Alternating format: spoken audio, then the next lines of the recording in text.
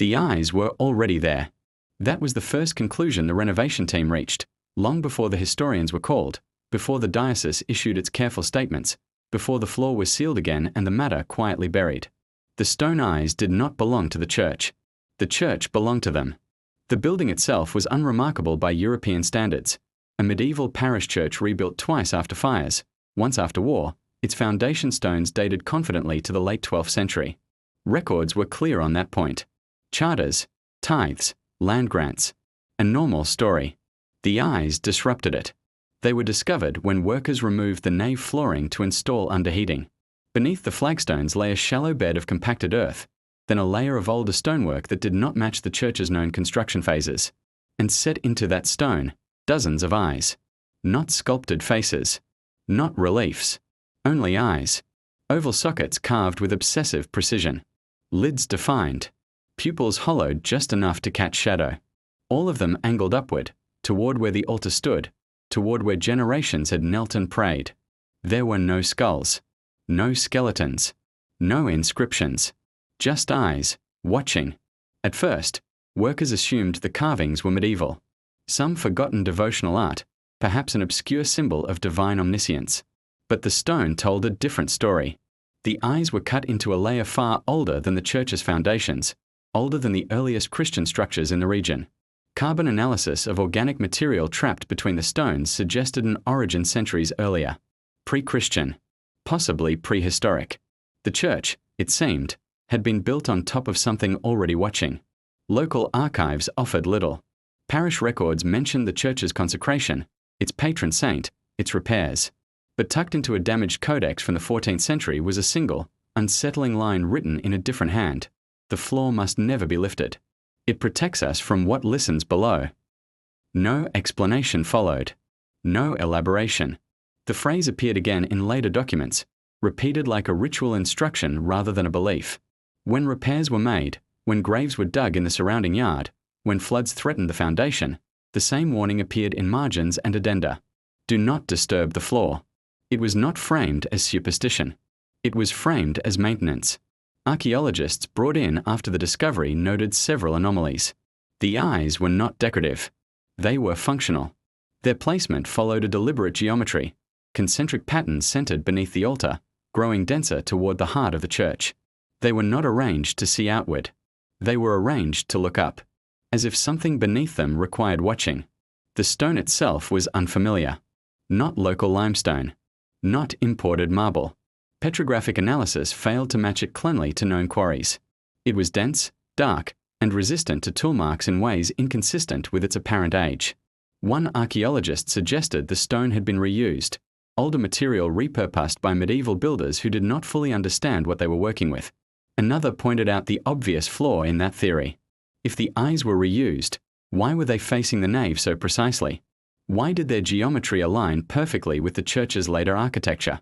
It was as if the builders had adapted the church to the eyes, not the other way around. Or as if the church had been instructed. Folklore from the surrounding villages took on new weight under scrutiny. Stories long dismissed as metaphor spoke of a listener in the deep, something beneath the hills that responded not to sight, but to sound, particularly to spoken vows, confessions, prayers. The old tales claimed that before the church, before the cross, before bells rang from the hilltop, the place was already sacred in a different way. Not holy. Attentive. Offerings were once made there, not of blood or bone, but of silence. Stones placed carefully. Words withheld. Rituals designed to ensure that what lay beneath did not learn too much about the living world above. The eyes, according to this reading, were not meant to see. They were meant to remind. Someone was always listening. Church doctrine reframed this vigilance. Where older beliefs feared attention, Christianity offered protection. The eyes became symbols of God's watchfulness. The listening thing beneath was reinterpreted as metaphor, then forgotten altogether. But the floor remained. And so did the eyes. During the brief period when the stones were exposed, workers reported strange sensations.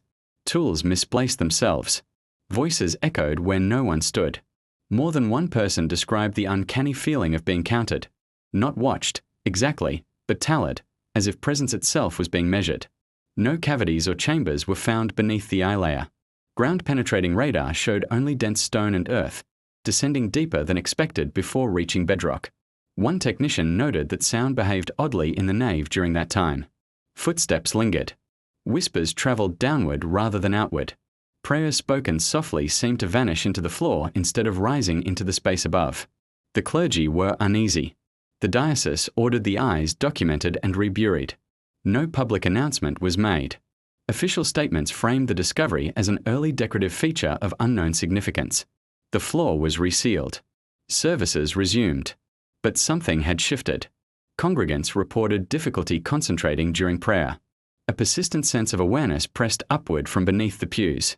Children asked uncomfortable questions about the floor, why it felt warm, why it hummed faintly during hymns, why the church seemed quieter when no one spoke. Some parishioners found themselves lowering their voices unconsciously. Others felt compelled to whisper, as if loud words were impolite. Confessionals saw a decline in attendance. Those who did confess often left unsettled, unable to articulate why.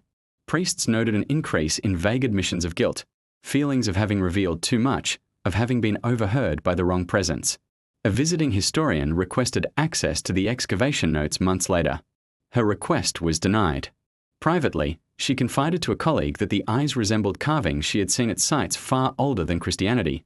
Stone circles, subterranean chambers, places associated with sound rather than sight. Places where echoes mattered. She theorized that the eyes were not guardians. They were counters. Each eye marking attention. Each eye recording listening. A system designed to track how much the thing below had learned. If that were true, then the church's function was not to suppress the ancient presence, but to distract it. Prayers, hymns, bells, endless structured sound, layered over centuries. Noise, carefully shaped. Not silence. The eyes remain beneath the floor, unchanged. No one has attempted to remove them. No one has dared dig deeper. Modern engineers insist there is nothing beneath the church worth fearing. Older records say otherwise. They say the eyes were placed long before stone walls or stained glass, before doctrine or altar, when the ground itself was considered awake. They say the builders of the church were not ignorant. They were cautious. And they understood something we no longer do. Some doors exist to keep things out. Some floors exist to keep something listening, but never hearing too clearly.